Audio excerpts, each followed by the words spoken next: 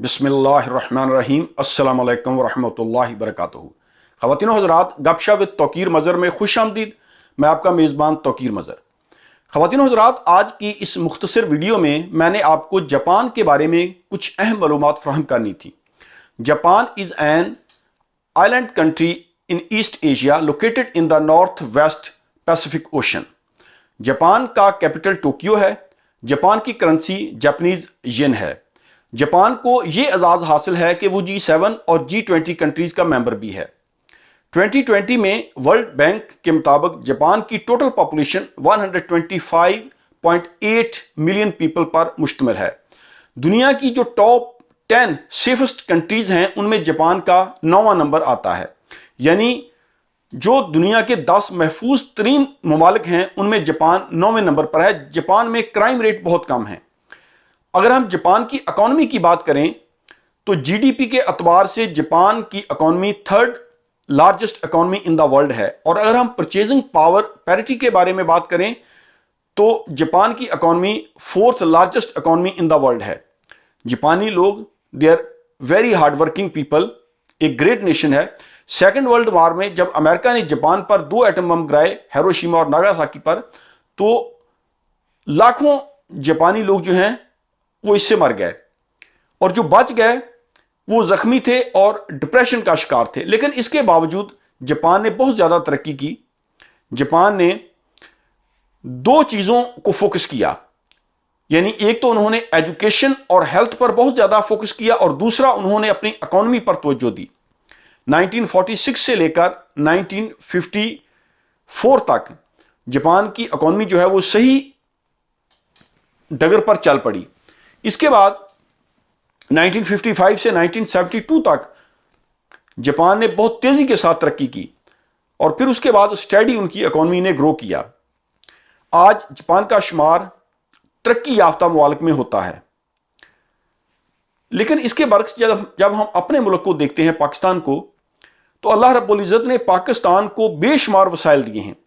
यानी पाकिस्तान के पास वसी व अरीज़ ज़रखेज़ ज़मीन के खित्ते हैं, पाकिस्तान के पास पहाड़ी सिलसिले हैं, पाकिस्तान के पास 5 दरिया हैं, पाकिस्तान को बहरी बंदरगाह भी अल्लाह रब्बुल इज़्ज़त ने दी है। लेकिन इसके बावजूद हमारी नेशन जो है वो जुल्म और महंगाई गुर्बत की चक्की में पिस रही है।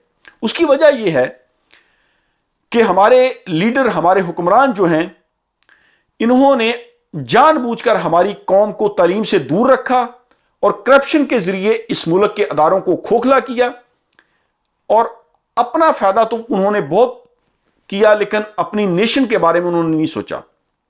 आज भी पाकिस्तान में करोड़ों बच्चे जो हैं वो स्कूल से बाहर हैं और हमारा एजुकेशन सिस्टम ऐसा है, यानी अमीरों के लिए प्राइवेट स्कूल्स कॉलेजेस हैं जहां पर अच्छी तालीम होती है, मीडियम क्लास लोगों के लिए गवर्नमेंट के स्कूल हैं और गरीब तबका जो है वो या तो स्कूलों से बाहर है या फिर वो मदारस का रुख करता है। अनफॉर्चुनेटली हम एज ए नेशन एक कौम बनकर आगे नहीं बढ़ रहे। अगर जापान की हम बात करें तो जापान ने तरक्की किया, उन्होंने एक कौम बनकर तरक्की का सफर तय किया है। सेकेंड वर्ल्ड वॉर के बाद जापान का बहुत ज्यादा नुकसान हुआ था, लेकिन जापान ने साबित किया कि वो एक अजीम कौम है। हालांकि वो मुसलमान नहीं है लेकिन उनमें ईमानदारी है, वो बहुत ज्यादा मेहनती हैं, करप्शन बहुत कम है, ना होने के बराबर है। वो लोग अपने काम पर फोकस करते हैं और एज ए नेशन एक कौम बनकर वो आगे बढ़े हैं। इसीलिए आज जापान जो है वो तरक्की याफ्ता मुल्क में शुमार होता है। अल्लाह रब्बुल इज़्ज़त हमें भी तौफीक दे। पाकिस्तान में अगर हमने तरक्की करनी है तो सबसे पहले हमें करप्शन पर काबू पाना पड़ेगा। और यहां पर मैं एक बात अर्ज करता चलूं, देखें, एक बाप भी अपने बेटे को तीसरा चांस नहीं देता। यानी एक बाप है, वो अपने जवान बेटे को पैसा देता है कि बेटा इससे कोई कारोबार कर लो, उसका वो बेटा उसका पैसा डबो देता है, बिजनेस में नुकसान कर देता है, तो बाप उसको दूसरा चांस बड़ी मुश्किल से देता है कि ठीक है बेटा, मैं आपको एक और मौका फराहम करता हूं।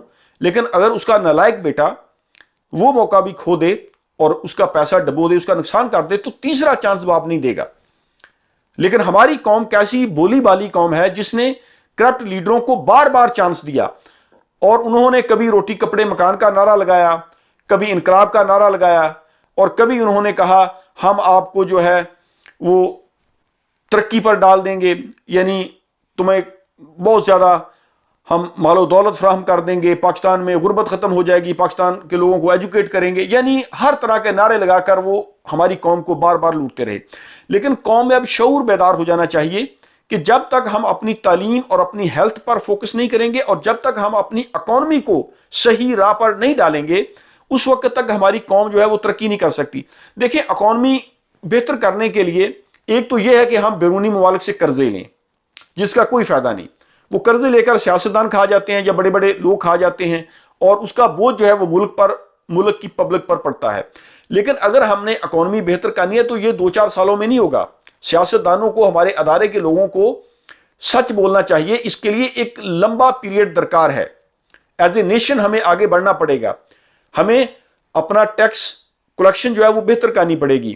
پاکستان میں غریب اس لیے ظلم کی چکی میں پس رہا ہے کہ امیر لوگ پراپر ٹیکس نہیں دیتے۔